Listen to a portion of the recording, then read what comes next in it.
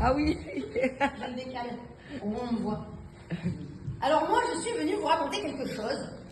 En fait, j'ai travaillé pendant 7 ans avec des jeunes. Alors, je suis arrivée sans diplôme. J'ai commencé en tant que veilleuse de nuit et je suis passée éducatrice. Sans diplôme, franchement, c'est beau. C'est beau. Ça m'a prouvé qu'on peut évoluer, qu'on peut apprendre sur le terrain, qu'on peut gagner en responsabilité. Franchement, non, c'est... Bon, par contre, j'ai vécu le syndrome de l'imposteur.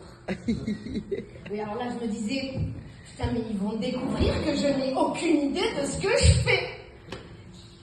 Et j'ai observé mes collègues, qui étaient, eux, diplômés. Et bien, eux non plus, n'avaient aucune idée de ce qu'ils faisaient. Et ça s'appelle le travail dans le social. Voilà.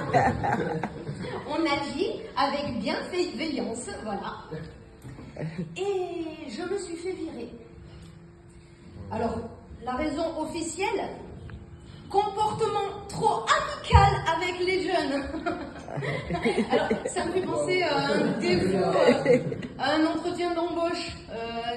Alors, quels sont vos points faibles? Moi, je dis bonjour avec sympathie. Allez, embauchez. Pas pour longtemps. Ouais, j'ai été licenciée pour excès de gentillesse. Ah, trop fort, hein? Ah ouais. Ah non, mais... Bon, avec le recul, effectivement, j'étais gentille.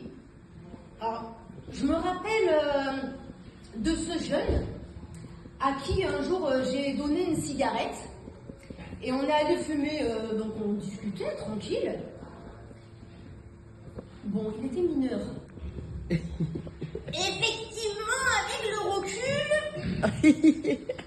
Mais bon, moi je me suis dit, c'est pas grave, on discute, on fume une cigarette. Avec le recul, je me dis, ouais, c'est vrai que la direction, quand ils l'ont signalé, c'est pas terrible.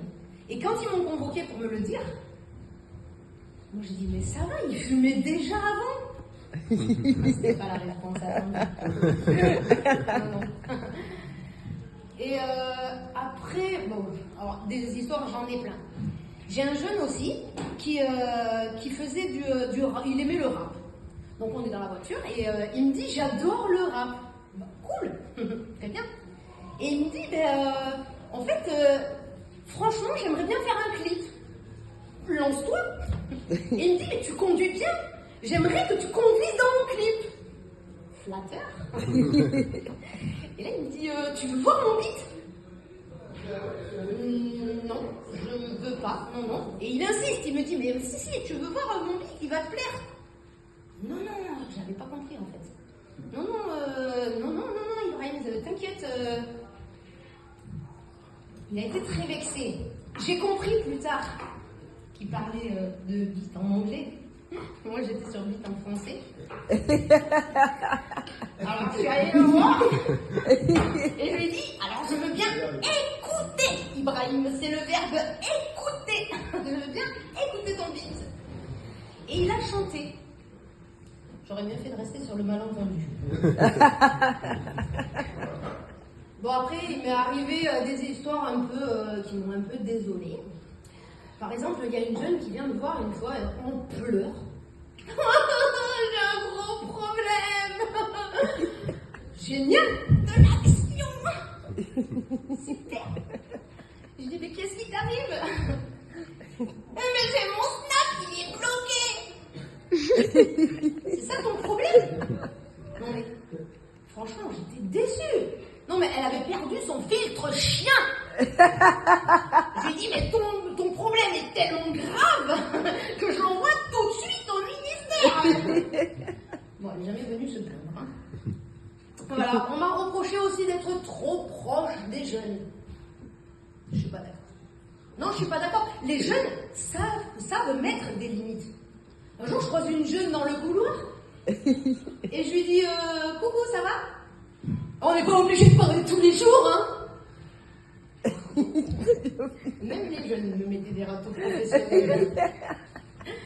Oui. On m'a dit que j'étais amie avec les jeunes. Non mais franchement, est-ce qu'un adolescent a envie d'être ami avec un adulte? Non mais, à quel moment? On avait une colocation, ça c'était terrible aussi, une colocation, et donc c'est des appartements, et il y avait deux filles qui se partageaient un appartement, et il y a une des deux qui dit, ma copine elle fait toujours venir son gars, ma colocataire. On n'allait pas dire ta copine a balancé, donc on s'est dit il faut la prendre en flagrant délit. Donc on a débarqué avec le veilleur de nuit, une collègue.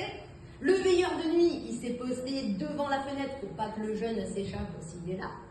On a ouvert la fenêtre, le jeune est parti se cacher derrière un rideau. Derrière un rideau. Alors je regarde les jambes du jeune homme, je regarde la jeune, et je lui dis mais Aïcha, tu n'as pas le droit de faire venir des jeunes dans la location. Elle dit non, il n'y a personne. Je regarde les jambes. Je regarde la jeune, je regarde les jambes, et elle me dit ce ne sont pas des jambes. Et là, j'ai hésité à appeler un docteur. Hein. J'ouvre le rideau, l'air choqué. Oh, mais c'est pas mon copain.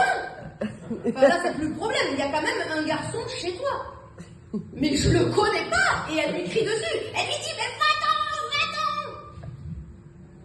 Il est parti. Bon, j'ai menacé d'appeler la gendarmerie. C'est pour cette raison. Mais sinon, il y a autre chose aussi, c'est les adultes qui sont plus compliqués à gérer.